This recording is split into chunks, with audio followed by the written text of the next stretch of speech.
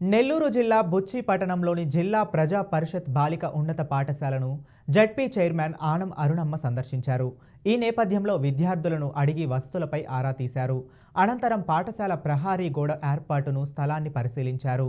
అసంపూర్తిగా ఉన్న పాఠశాలలో కనీసం మౌలిక వసతులు లేవని అధికారులపై ఆగ్రహం వ్యక్తం చేశారు.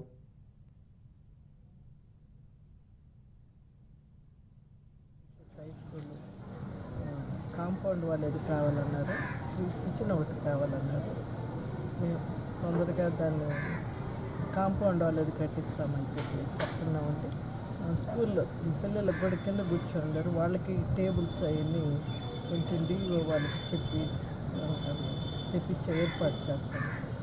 ఈ స్కూలు హెడ్ మాస్టర్ పర్యవేక్షణలో వాళ్ళతోటి టీచర్లు అందరూ సహాయంతో 30 ఎకరాల స్థలం వాళ్ళ సొంత నిధులతోటి వాళ్ళు కొనిపెట్టారండి.